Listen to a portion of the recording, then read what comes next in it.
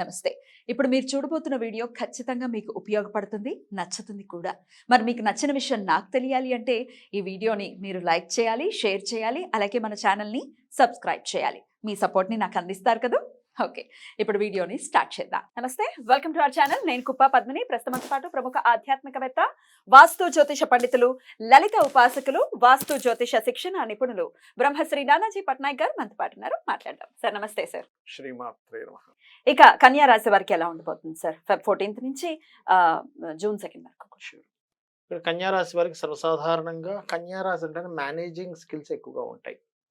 Managing skills ఉండే లగ్నం ఆ రాశికి కేతు వచ్చినందుకు కొంచెం విచిత్రంగా కొంచెం ఫీల్ అవుతూ ఉంటారు. ఎక్స్పెక్ట్ చేసింది ఒకటి జరుగుతుంటుంది. సర్వసాధారణంగా 6th house లో సాటర్న్ ఉన్నాడు కాబట్టి శని 6వ స్థానంలో ఉంటే దాని అర్థం ఏమిటంటే, ఇప్పుడు మనం చూడండి ఏదైనా ఒక పని చేస్తాం, దాని రిజల్ట్ ఎలా వస్తుందో మనం ఎక్స్పెక్ట్ చేయడం. కానీ 6లో శని ఉన్నప్పుడు జరిగేది ఏమిటంటే, మీరు ఏదైతే ప్లానెడ్గా కర్మ చేస్తారో దాని రిజల్ట్ యాజ్ ఇట్ ఈస్ గా వస్తుంది.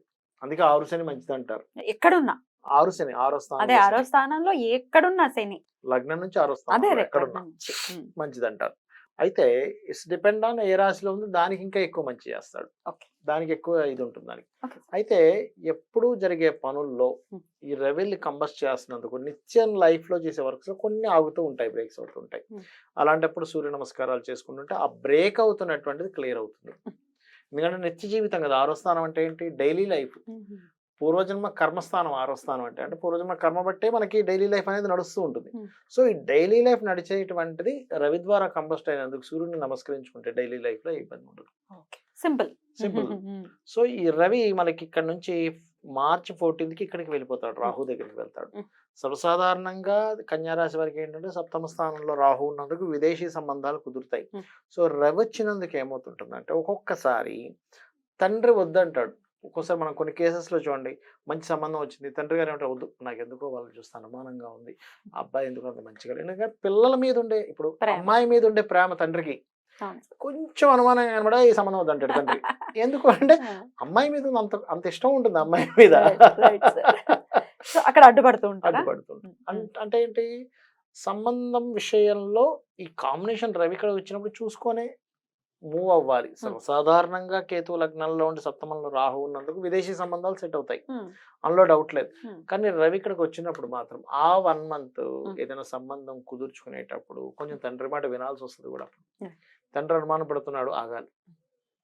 బికాస్ ఆఫ్ రవి తన దీన్ని కాపాడుకునే దాని మీదకి వెళ్ళి ఉన్నాడు అక్కడ. సో అది. ఇక కుజుడు వచ్చి చేరాడు అనుకోండి ఇక్కడ. ఎప్పటి నుంచి ఆల్మోస్ట్ ఒక మార్చ్లో వస్తాడు అక్కడ కుజుడు. సో మార్చ్లో వచ్చినప్పుడు దాదాపుగా మార్చ్ 1st week అది అక్కడ సంచరించేటప్పుడు కొంచెం శత్రువుపై జయాన్ని అయితే ఇస్తాడు. శని కుజుడు కలిసినప్పుడు 6th house లో 2 పాపగ్రహాలు శత్రువు మీద జయాన్ని ఇస్తుంది. దేనైనా సరే ఎదుర్కొని ఢీకొనాలి, నువ్వు ఎట్లాగైనా సాధిస్తానని మొండి ధైర్యాన్ని ఇస్తుంది. మీరు అబ్జర్వ్ చేయొచ్చు, ఈ రాశిల్లోకి లగ్నాల్లోకి గ్రహాలు అంటే పాపగ్రహాలు వచ్చినప్పుడు వాళ్ళలో తెలియకుండా ఒక బర్నింగ్, ఒక ఎనర్జీ వస్తుందండి. 6th house లోకి వచ్చినప్పుడు కూడా అలా ఆ ఎనర్జీ వస్తుంది.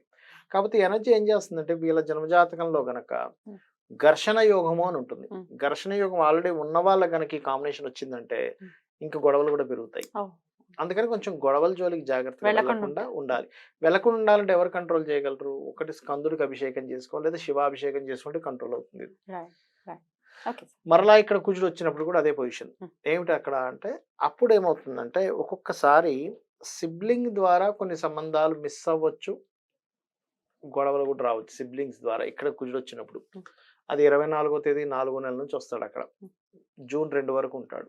కాబట్టి ఓవరాల్ గా చూసుకుంటే ఈ రాహు దగ్గరికి 2 పాపగ్రహాలు వచ్చి వెళ్తున్నాయి కాబట్టి కొద్దిగా సంబంధాలు కుదుర్చుకునేటువంటి అంశాల్లో కొంచెం జాగ్రత్తగా కుదుర్చుకోవాల్సింది ఉంది అని చెప్పి చూపిస్తుంది.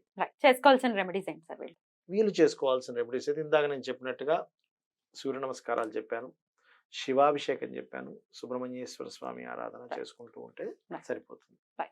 ఇక గ్రహ సంచారం ఎలా ఉండబోతోంది సార్ ఈ 4 నెలల పాటు? గోచారరీత్యా దేశవ్యాప్తంగా సార్ ఈ రాశి వారికి ఎలా ఉండబోతోందో మీరైతే ప్రిడిక్షన్స్ అందించున్నారు. కానీ దేశవ్యాప్తంగా ఈ గోచార ఫలితాల వల్ల, అంటే ఈ సంచారం వల్ల ఈ గ్రహాలకి ఎలాంటి ఫలితాలు ఉండబోతున్నాయి దేశవ్యాప్తంగా కూడా ఒక్కసారి చెప్పండి. అసలు అలాగే గ్రహ సంచారం గురించి కూడా ఒక్కసారి చెప్పండి. షూర్. యాక్చువల్గా ఈ రోజు ఇది వేయడానికి కారణం ఏంటంటే, మనం 1.5 month బ్యాకే మనం చెప్పుకున్నాం ఇది కొంచెం ఈ గ్రహాల యొక్క కదలిక ఇలా ఉందని. కాకపోతే ఏంటంటే కొంతమంది నన్ను పర్సనల్‌గా అడిగింది ఏంటంటే, "ఎందుకండి ఒకసారి మాకేమైనా ఎక్స్‌ప్లెయిన్ చేసి చూపించగలరా బోర్డ్ మీద" అని అడిగారు. అందుకని చెప్తున్నాను. ఫస్ట్ ఆఫ్ ఆల్ ఏంటంటే అమ్మ గుర్తుపెట్టుకోండి, ఎప్పుడు కూడా రవి, కుజులు ఉన్నారు కదా! రవి, కుజ అంటే ఏంటంటే, రవి అంటే ఒక ఎనర్జీ ఇచ్చేటువంటి ప్లానెట్. కుజుడు కూడా ఎనర్జీ ప్లానెట్. ఈ ఎనర్జీ ఒక్కొక్కసారి పాపగ్రహాలతో కలిసినప్పుడు ఏమవుతుందంటే మిస్‌యూజ్ అవుతుంది. ఒక కత్తి మనం చక్కగా కూరగాయలు కోసుకొచ్చి ఆపరేషన్ చేయొచ్చు. కానీ ఇంకో రకంగా కూడా వాడతారు అదే కత్తిని. అలా ఏంటంటే ఎనీ ప్లానెట్ అది బాగున్నప్పుడు ఇచ్చే రిజల్ట్, అది పాపగ్రహాలతో కలిసి ఉన్నప్పుడు ఉన్న రిజల్ట్ వేరుగా ఉంటాయి.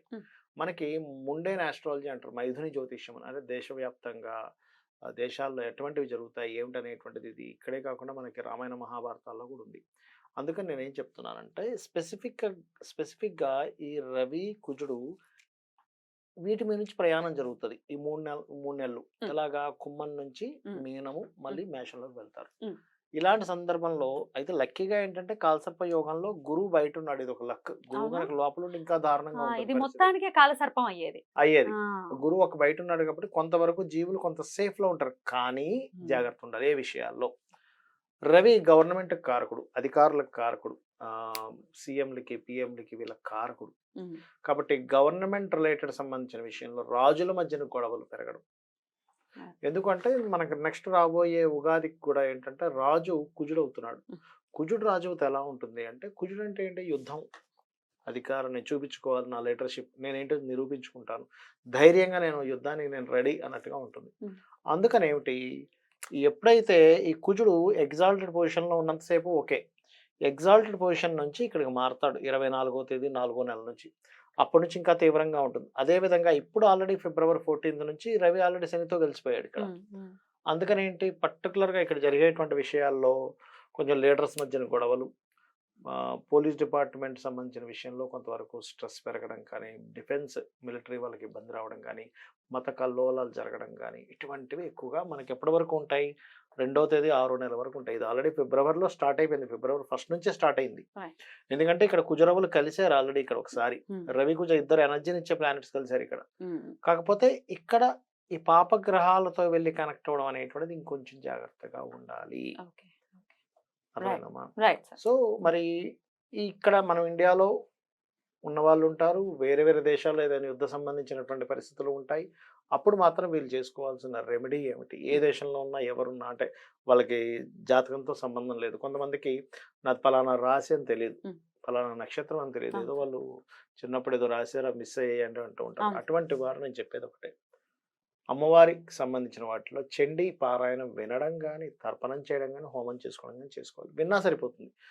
ఆ దేశాల్లో చేసేవాళ్ళు ఉండకపోవచ్చు ఒక్కోసారి. లేదా శ్రీమాత్రే నమః రక్షణ ఇస్తుంది. దగ్గరలో గనక ఏదైనా గోశాల ఉంది, ఇండియాలో ఉన్నారు గోశాల ఉంది, గోవులకి బెల్లము క్యారెట్లు తినిపిస్తే మంచిది, గోధుమ రవ్వ కూడా తినిపిస్తే ఇంకా మంచిది. అండ్ అదేవిధంగా నవగ్రహాలు ఉన్నాయనుకోండి, రాహు కేతు కుజ రవి, ఈ 4 గ్రహాల దగ్గర దీపారాధన కనుక చేసినట్లయితే సిచ్యువేషన్స్ ఎలా ఉన్నా సరే వీళ్ళ మీద ఎఫెక్ట్ అనేటువంటిది ఉండదు. సో జాతకం లేని వాళ్ళకి, అసలు మాకు తెలియదు అనుకునే వాళ్ళకి మీరు ఇప్పుడు చెప్పినటువంటి రెమెడీ చాలా బాగా హ్యాపీగా పనిచేస్తుంది. ఎందుకంటే ఇప్పుడు జాతకం లేదు, రాయలేదు, నా లగ్నం తెలియదు, నా రాశి తెలియదు, ఏం చేయాలనేటువంటిది ఉంటుంది కదా. ఇప్పుడు ఇన్ని గ్రహాలకు మీరు ఆరాధన చేయమంటున్నారు కాబట్టి బ్యాలెన్స్ అవుతుంది. ఇటువంటి సిచ్యువేషన్స్ వస్తుంటాయి కాబట్టి ఈ విషయంలో జాగ్రత్తగా ఉండాలి. చాలా అద్భుతంగా మాకు తెలియజేశారు సార్. ద్వాదశ రాశులకి కూడా ఈ గ్రహ సంచారం ఎలాంటి ఫలితాలను ఇస్తుంది, ఇంచుమించు జూన్ 2 వరకు కూడా ఈ రిజల్ట్స్ ఉంటాయి అని చెప్తున్నారు. కాబట్టి చెప్పినటువంటి పరిహారాలు అందరూ కూడా పాటించుకుని అమ్మవారి ఆరాధన విశేషంగా చేసుకుంటూ అందరూ సురక్షితంగా ఉండాలి, మానసిక ప్రశాంతత ఉండాలని మనస్ఫూర్తిగా కోరుకుంటూ కృతజ్ఞతలు సార్. నమస్కారం. శ్రీమాత్రే నమః.